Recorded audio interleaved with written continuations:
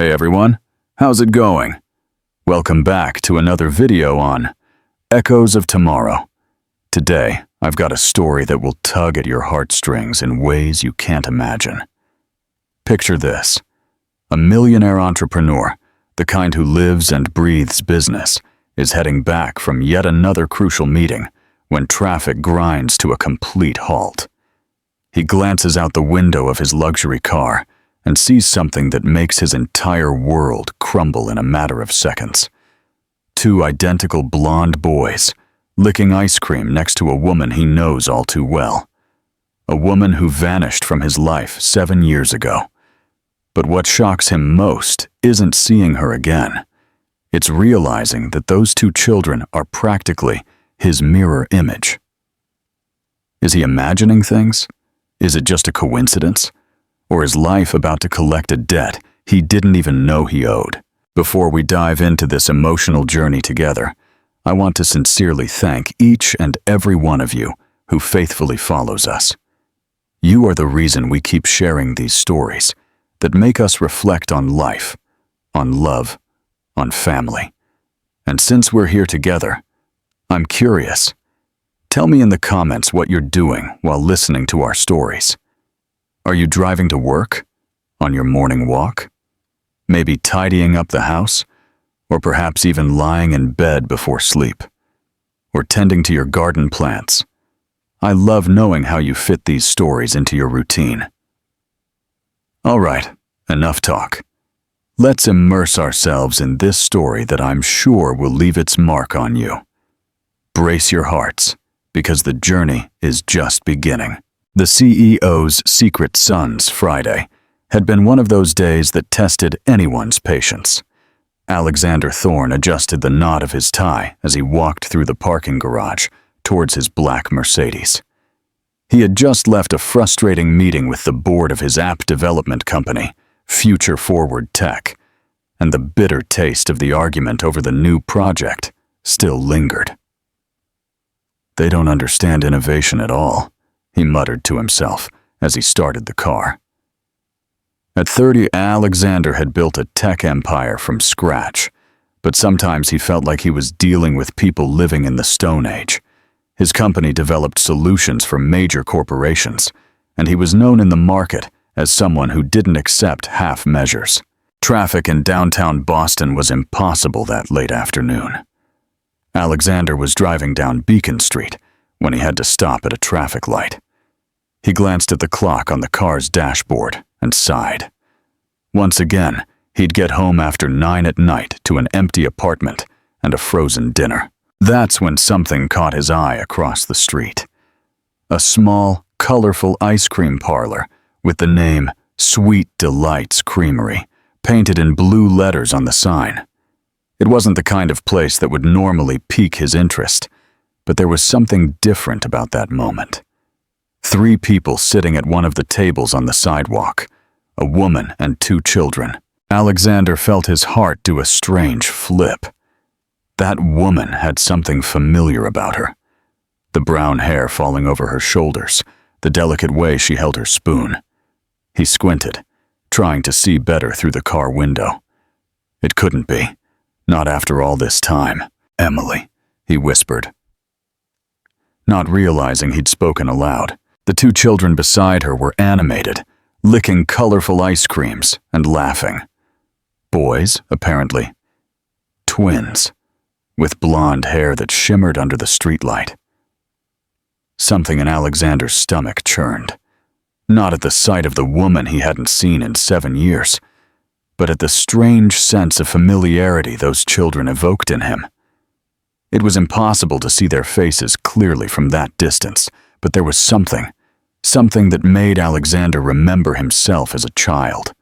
The color of their hair, the way one of the boys gestured as he spoke, even the posture of the other, quieter, observing everything around him. The traffic light turned green, but Alexander didn't move.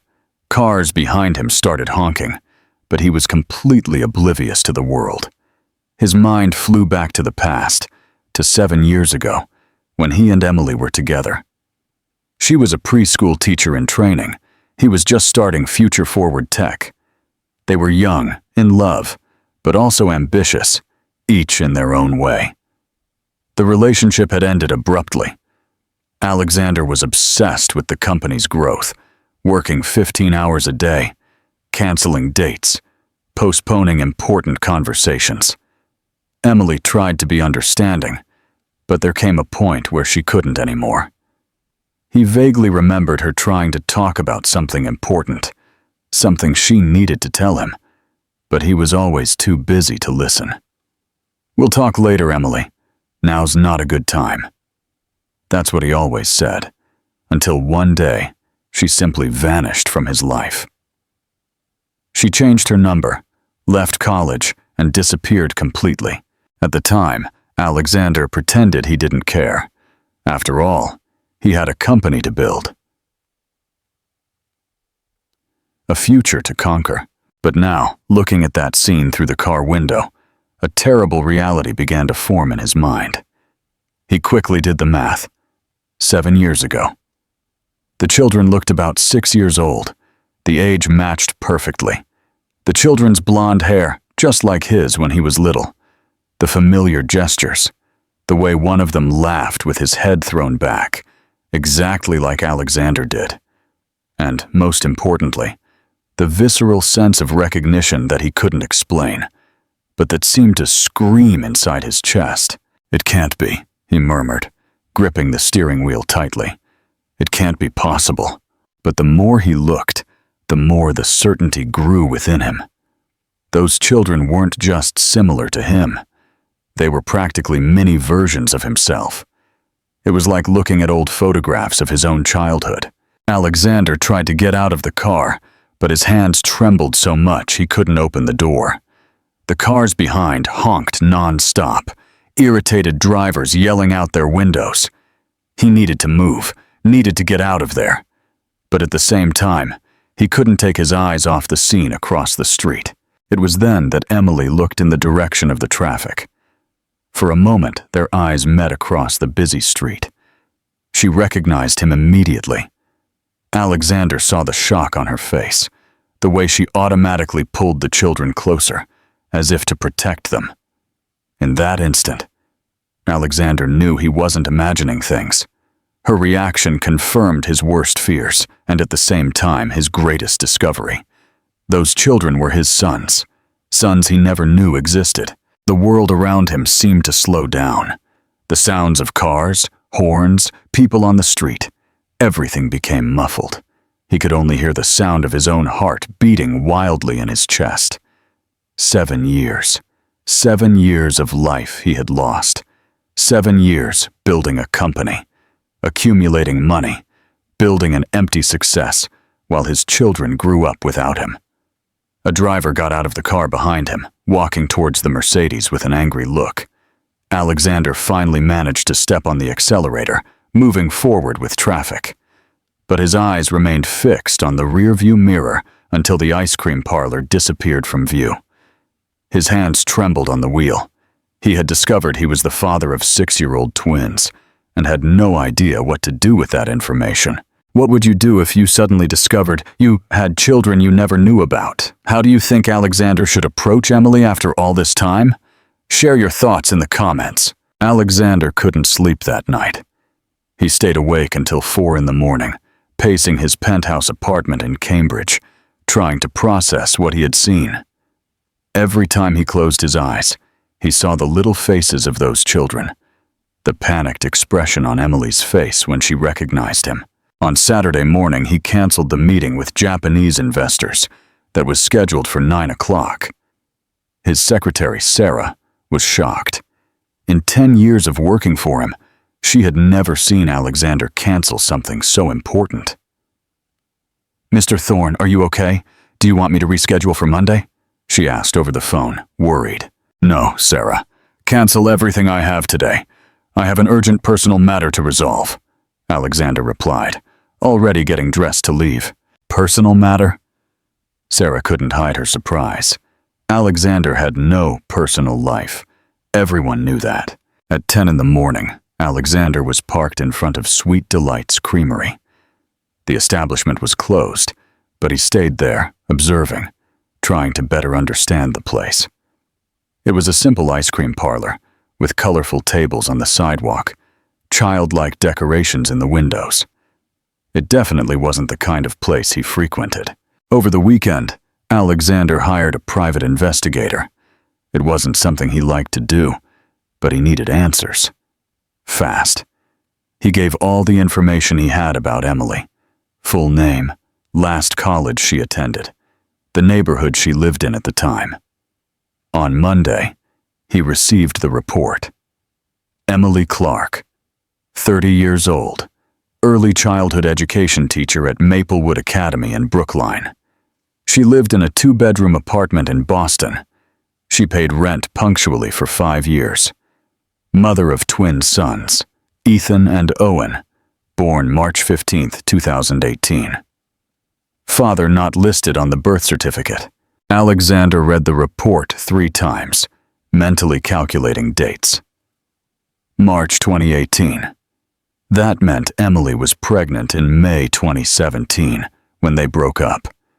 She was pregnant and tried to tell him, but he was too busy to listen. "My God," he murmured, running his hands over his face. "She tried to tell me." The investigator also found that Emily took the boys to the ice cream parlor every Saturday, always at 3 in the afternoon. It was their tradition, their special moment of the week. Alexander wrote down this information and dismissed the man. During the week, Alexander couldn't concentrate at work. He was distracted in meetings, irritated with the team, anxious all the time. Mark, his partner, noticed the change. "Alexander, what's going on with you? You look like you've seen a ghost," Mark commented on Thursday, after a disastrous meeting with a major client. "I'm fine, just tired," Alexander lied, avoiding his friend's gaze. "Tired? You're never tired. You've always been a work machine. Are you sure you don't want to talk?" Alexander shook his head. How could he explain that he had discovered he was the father of 6-year-old twins? How could he say that he spent the entire week thinking about 2 children he barely knew? The following Saturday, Alexander woke up at 6 in the morning, drank 3 coffees, changed clothes 4 times, and left home 2 hours earlier than necessary. He arrived at the ice cream parlor at 2 in the afternoon and parked across the street, where he had a perfect view of the place. At precisely 3 o'clock, they appeared. Emily walked down the sidewalk, holding the hands of the 2 boys, who bounced excitedly beside her. It was possible to see the joy on their faces, the anticipation of their weekly ice cream. Alexander watched every move. Emily was thinner than he remembered, with slightly shorter hair, but she still had that sweet smile he recalled. The boys were indeed identical, but now, closer up, he could notice small differences. One of them was more active, gesticulating a lot as he spoke. The other was more observant, paying attention to everything around him. They sat at the same table as the previous week.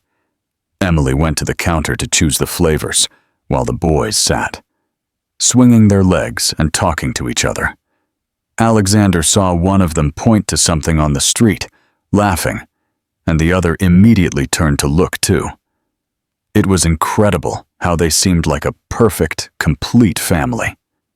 Emily returned with 2 ice creams and sat between the boys, wiping one of their faces with a napkin.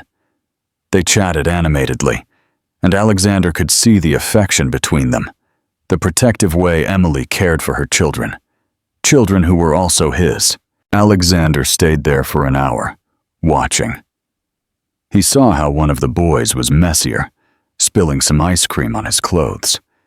He saw how the other was more careful, eating his ice cream slowly, savoring each spoonful. He saw how Emily laughed at their antics, how she had infinite patience with them.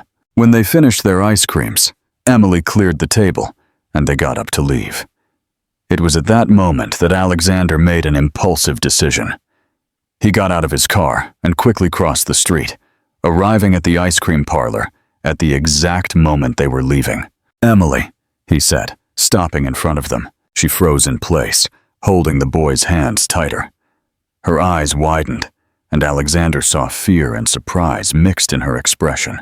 "Alexander," she managed to say. Her voice trembling, the two boys looked at him with curiosity. Up close, the resemblance was even more shocking. It was like looking at old photographs of himself. The same blue eyes, the same face shape, even the way one of them frowned when he was thoughtful. "Hi," the more talkative boy said, looking at Alexander without shyness. "Do you know our mom?" Alexander felt a lump in his throat. That little voice, that curious little face looking up at him. Yes, I've known your mom for a long time," he managed to respond. "Oh, cool. I'm Ethan," the boy said, extending his small hand. "And this is Owen, my brother." Owen waved shyly, hiding a little behind his mom. Alexander shook Ethan's small hand, feeling an emotion he had never experienced before. This was his son. That smiling boy with bright eyes was his son. "Nice to meet you both," Alexander said, trying to keep his voice steady. "I'm Alexander." "Alexander, what a nice name," Ethan exclaimed. "Do you work with Mommy?" "No, sweetie," Emily quickly intervened, clearly uncomfortable. "Alexander is an old friend." "Very old," Owen said, speaking for the first time, with a seriousness that surprised Alexander. "You disappeared for a long time." The child's innocent observation hit Alexander like a punch. "It's true, I disappeared for a long time," he admitted, looking directly at Emily. "But now I'm back." Emily stared at him with an expression that mixed anger, fear, and something he couldn't identify. "Boys, let's go. It's getting late," she said, gently pulling the children along. "Oh, already?" Ethan complained. "But I wanted to talk more with Uncle Alexander." "Another time, sweetie," Emily replied, avoiding looking at Alexander. "Can I talk to you?" Alexander asked, taking a step forward. "Please, Emily, just a few minutes." She hesitated, looking at the boys who were waiting curiously. "Not here, not now." "Then where? When?" Alexander insisted. "We need to talk. You know that." Emily sighed, looking defeated. "Commonwealth Park. Tomorrow at 10 in the morning. But come alone." "Mommy, who is that man?" Owen asked on the way, loud enough for Alexander to hear. "A very old friend, my love," Emily replied. "Very old indeed." Alexander stood on the sidewalk, watching them walk away. His sons. Those were his sons, and he had just met them. Ethan, outgoing and talkative. Owen, observant and shy. And tomorrow, finally, he would have the answers he so desperately needed. Alexander is about to confront Emily. What truths do you think will be revealed? Do you believe Emily was right to keep the children a secret? Share your thoughts below. Alexander arrived at Commonwealth Park 15 minutes before the scheduled time. He chose a shaded bench and watched people pass by, trying to organize his thoughts. He had mentally rehearsed that conversation dozens of times during the night, but now that the moment had arrived, he felt completely lost. His hands were sweating, and he realized he was more nervous than he had ever been in any business meeting. After all, in business, he always knew what to do, always had control. But this was different. This was about family, about children, about an entire life he had missed. Emily appeared exactly at 10 o'clock, walking slowly towards the bench where he was sitting. She wore a simple dress and sneakers, her hair pulled back in a ponytail. Alexander noticed the dark circles under her eyes, a sign that she, too, had had a restless night. When she sat down, keeping a safe distance, he could tell she was as nervous as he was.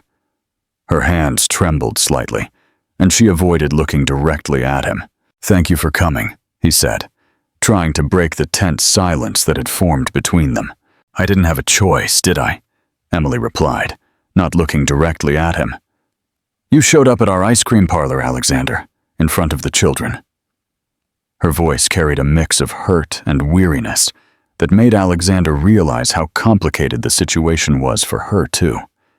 It was obvious that she had built a stable life with the boys, a routine that worked. And now he was there, messing everything up. But he couldn't just disappear after discovering he was a father. He couldn't pretend he hadn't seen those children, that he hadn't recognized himself in those little faces. I know, I'm sorry. It wasn't planned. He stopped, running his hands through his hair. Emily, I need to know the truth. Alexander knew he was being too direct, but he couldn't pretend he didn't know anymore.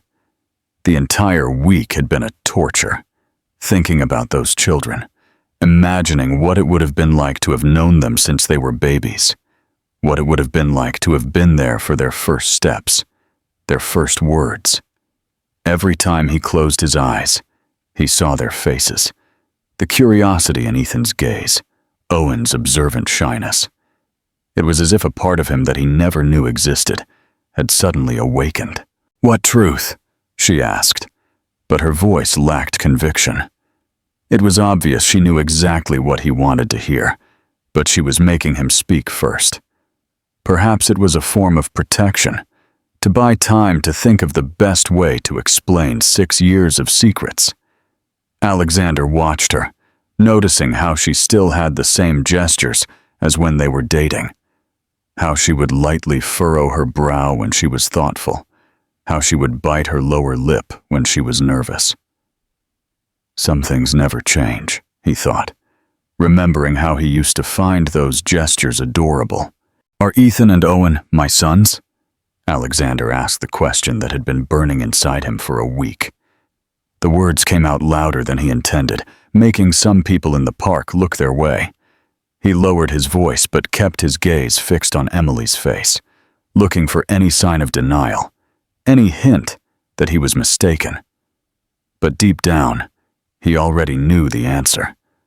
The resemblance was undeniable, and her reaction at the ice cream parlor had confirmed his suspicions. Still, he needed to hear it from her. Emily was silent for a few seconds, watching a family playing with a kite on the other side of the park.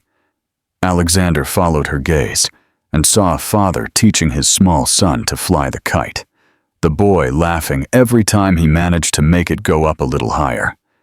It was a simple, everyday scene, but it hit Alexander like a punch to the gut. How many moments like that had he missed? How many afternoons in the park, how many games, how many important conversations would he never get back? "Yes," she said finally, her voice low but firm. "They are your sons." Alexander felt as if someone had sucked all the air from his lungs. Even though he already knew the answer, hearing that confirmation was devastating. He leaned forward, resting his elbows on his knees, trying to process what he had just heard. 6 years.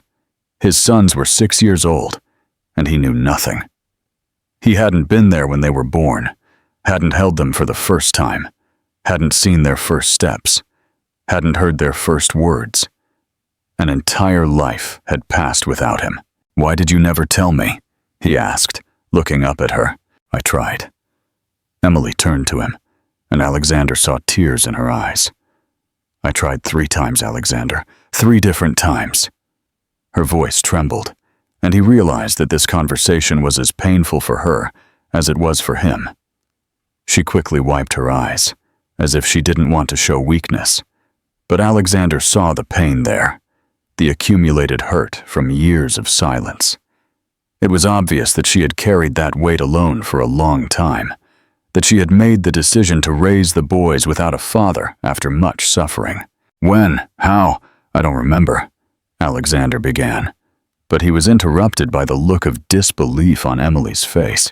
It was as if she couldn't believe he really didn't remember, as if it were impossible that something so important to her could have gone unnoticed by him. And maybe that was the point. Maybe for him, at that time, nothing was more important than business, than company growth, than professional success. Maybe he really had ignored all the signs, all her attempts to draw his attention to something that would change their lives forever. Of course you don't remember, she said, with a tone that mixed sadness and anger. You never remembered anything that wasn't work-related.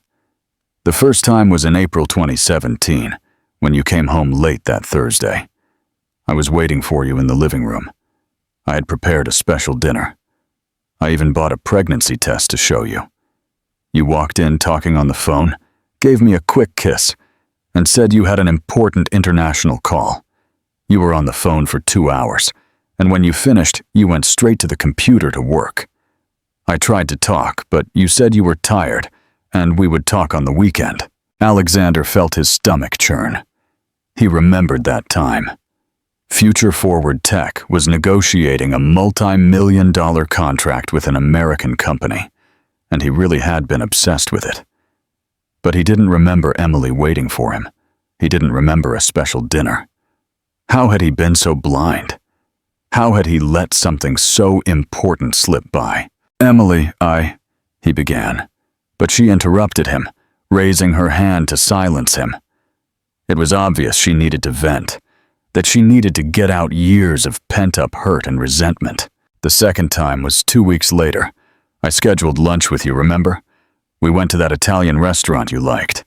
I was nervous, trying to find the right moment to tell you. When I finally worked up the courage, you received a call from Mark about a server problem. You asked me for 5 minutes, which turned into 40. When you came back, you said you needed to rush back to the office because there was a crisis. You left me at the restaurant, paid the bill, and left. I stayed there, alone, with the words stuck in my throat once again. Her tears began to flow, and Alexander felt an overwhelming guilt wash over him. How could he have been so selfish? How had he not realized she was trying to tell him something important? And the third time? He asked, though he already knew the answer would be devastating. Emily took a deep breath, wiping her eyes with the sleeve of her dress. Alexander wanted to comfort her, but he didn't know if he had the right to touch her after so long, after so much suffering caused. He stood there, watching the woman he once loved shed tears because of his negligence, his obsession with work, his inability to realize what truly mattered in life. The third time was in our last conversation, she said, her voice firmer now. When you said I had to choose between accepting your dedication to work or leaving your life. I told you I had something important to say, that I needed your attention for a few minutes. You laughed, Alexander. You laughed and said everything was important to me, that I always exaggerated. That's when I realized I was never going to be able to tell you, that you were never going to truly listen to me. So I left your life, just as you wanted. The silence that followed was heavy, laden with years of hurt and regret. Alexander finally understood the magnitude of the mistake he had made. The silence after Emily's words was deafening. Alexander stood there, absorbing every detail of what she had told him, feeling the weight of every lost opportunity.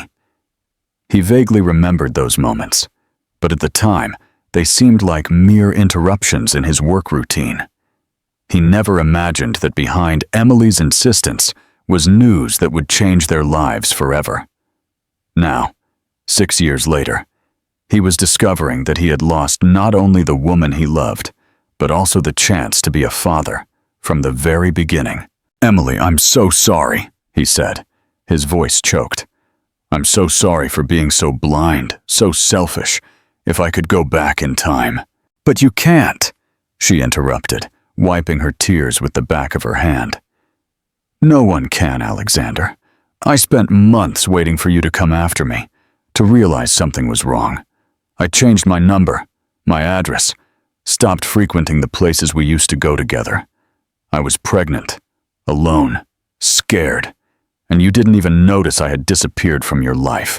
Alexander wanted to argue, to say he had missed her, but he knew it would be a lie. At the time, he had convinced himself that the end of the relationship had been for the best for both of them, that he needed to focus on the company. Only now did he realize how superficial and selfish that decision had been. How was it? he asked hesitantly. The pregnancy? The birth? How did you manage to go through all that alone? Alexander tried to imagine Emily pregnant, dealing with morning sickness, doctor's appointments, preparing for the baby's arrival, all without anyone to support her.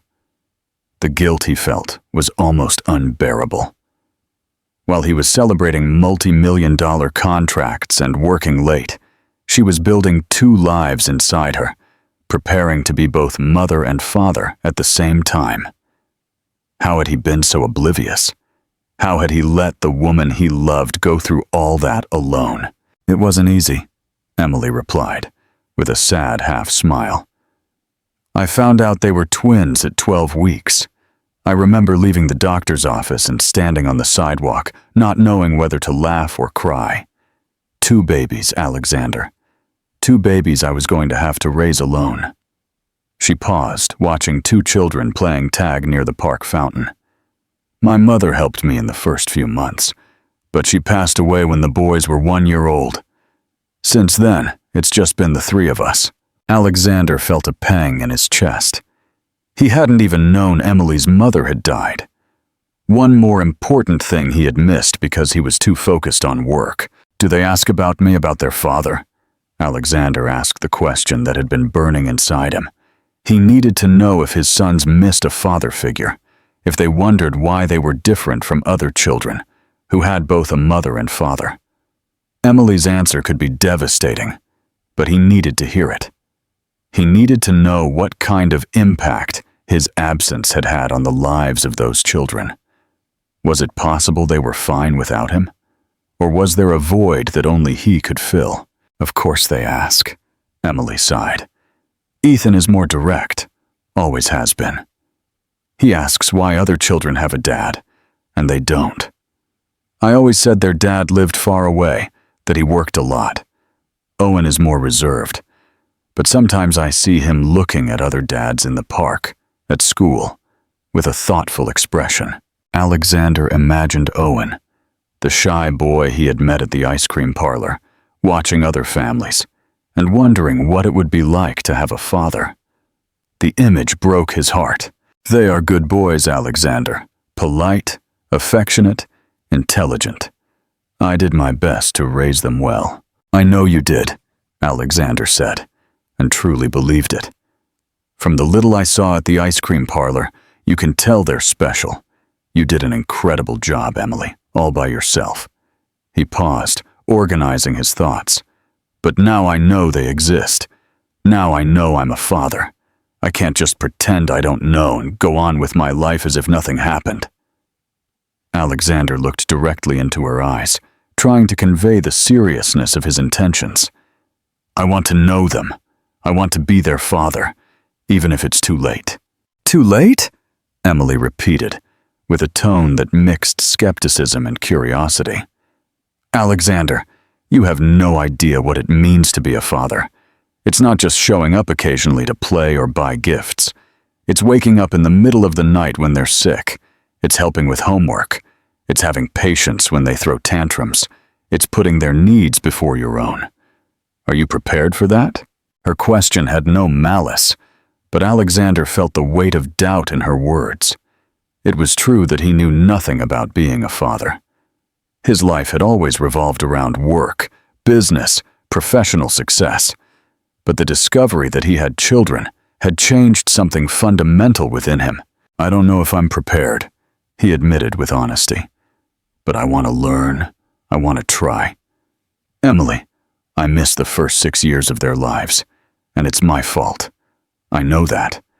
But they're still children. They still have many years ahead.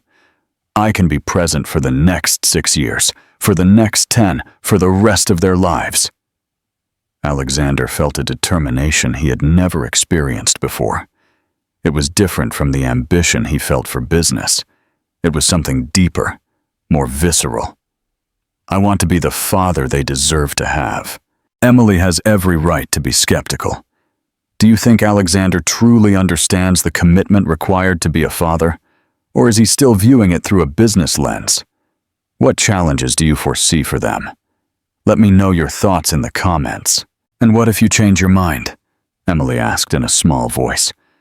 "What if you find out that being a father is more complicated than you imagined? What if your company needs you and you decide work is more important?"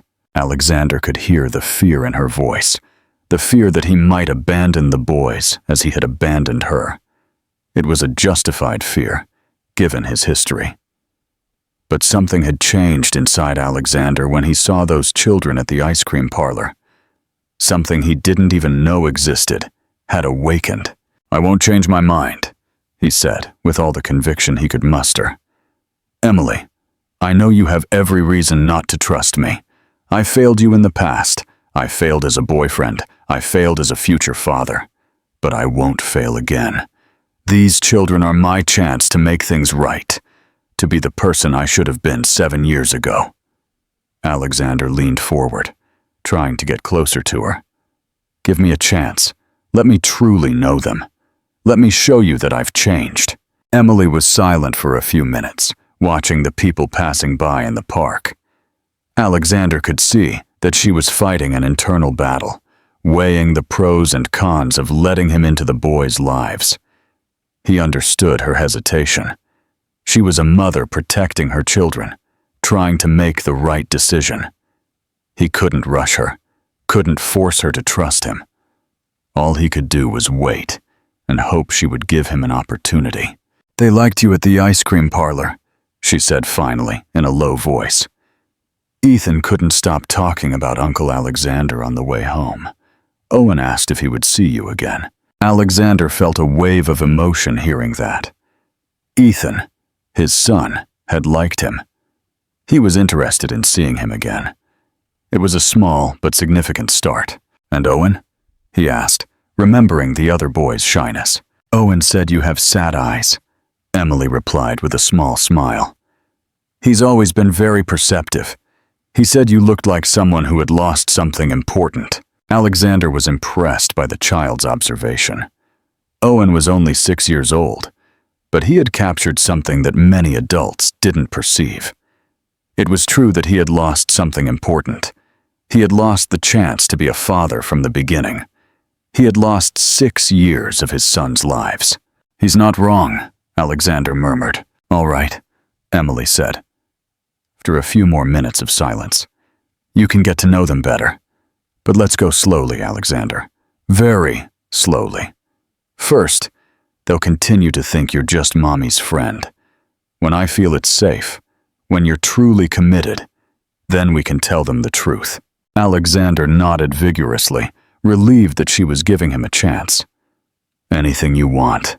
On your time, your way. Next Saturday, at the ice cream parlor, 3 in the afternoon. You can just show up there, as if by chance. But no expensive gifts, no promises you can't keep. They're children, Alexander. They believe everything adults say." Emily stood up, adjusting her bag on her shoulder. "And Alexander," she said, stopping before leaving. "Don't disappoint me. Don't disappoint them. Because if you do, I swear you'll never see them again." Her threat was serious, but Alexander didn't feel intimidated. He felt motivated. For the first time in years, he had a goal that went beyond business, beyond money, beyond professional success. He was going to be a father. He was going to know his sons. He was going to be part of their lives. He was going to make up for lost time. As he watched Emily walk away, Alexander made a silent promise to himself. He wouldn't fail again. The following Saturday arrived slowly for Alexander. He had spent the entire week thinking about the meeting, canceling unnecessary meetings and coming home earlier. Mark had commented on the change in his behavior, but Alexander wasn't ready to share the discovery with anyone yet. At 2:30 in the afternoon, he was parked in the same spot as the previous week, watching Sweet Delight's Creamery and feeling his heart beat fast. When he saw Emily approaching with the boys, he took a deep breath and crossed the street, trying to appear casual. "What a coincidence," he said, smiling as he approached the table where they were sitting. Hello, everyone. Uncle Alexander, Ethan shouted, jumping out of his chair to greet him. You came. I thought you weren't coming today because it's drizzling. Alexander hugged the boy tightly, feeling an emotion he couldn't name. It was a mix of pride, affection, and a responsibility he had never felt before. Owen approached more timidly, but also greeted him with a smile. I brought a drawing for you, the boy said, handing him a colorful sheet. It's you at the ice cream parlor, eating strawberry ice cream. Alexander took the drawing with trembling hands. It was a clearly recognizable portrait of him, despite the childlike strokes, sitting at a table with an ice cream cone in his hand. But what impressed him most was that Owen had drawn a family in the background. A woman and 2 boys, all smiling. It's beautiful, Owen, Alexander said, his voice choked. You're a true artist. The boy smiled, proud, and Alexander realized he could no longer put off the conversation. Those children deserved to know the truth, deserved to understand who he really was. Boys, Emily said, after everyone sat down with their ice creams, Uncle Alexander and I want to talk about something important with you. Ethan immediately became alert, always the most perceptive to adult moods. Is it something bad? He asked, looking alternately at his mother and Alexander. It's not bad, Emily replied calmly. It's important, very important. Remember how you always ask about your dad? The 2 boys nodded simultaneously, and Alexander saw curiosity shining in their eyes. Well, Emily continued, looking at Alexander for encouragement. Your dad doesn't live far away. In fact, he's right here. Ethan frowned, confused. Here where, Mommy? Owen, always more observant, looked directly at Alexander with a thoughtful expression. Here at the table, Emily said softly. Alexander isn't just Mommy's friend. He's your dad. The silence that followed was deafening. Alexander could hear his own heart pounding. He could feel the weight of the moment changing everything between them. Ethan was the first to react, his eyes widening. You're our dad?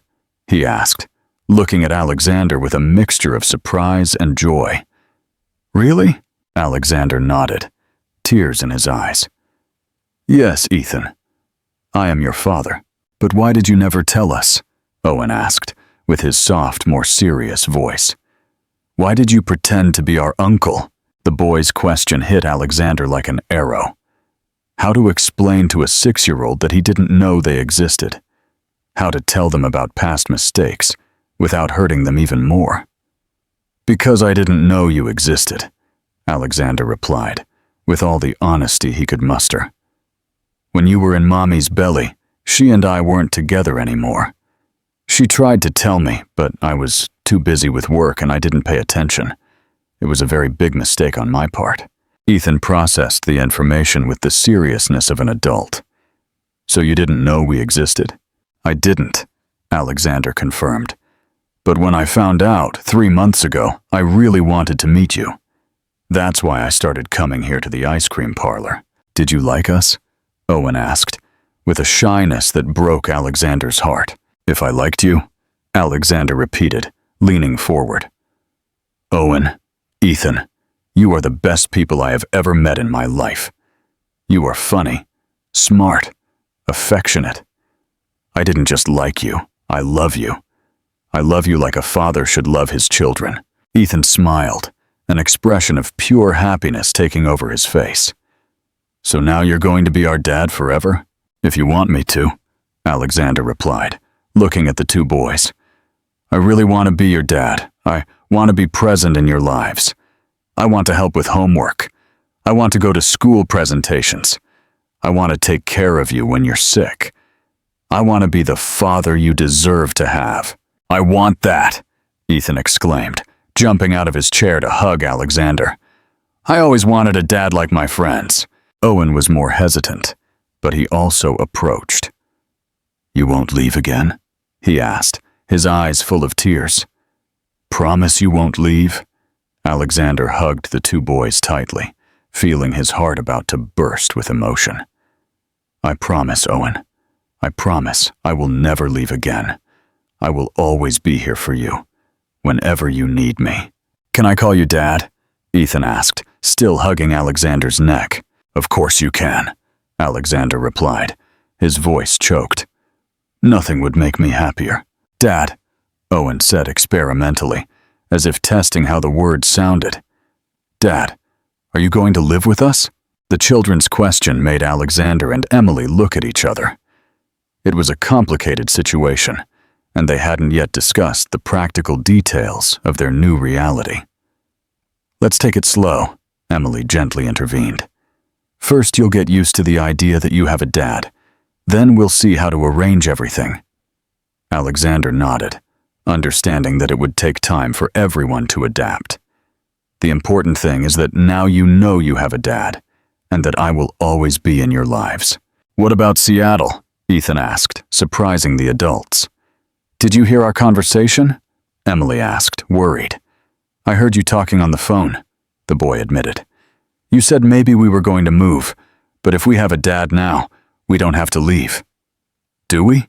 Alexander looked at Emily, waiting for her to answer. It was a decision for her to make, and he didn't want to pressure her in front of the children. "Mommy," Owen said with his sweet voice, "I don't want to go to Seattle.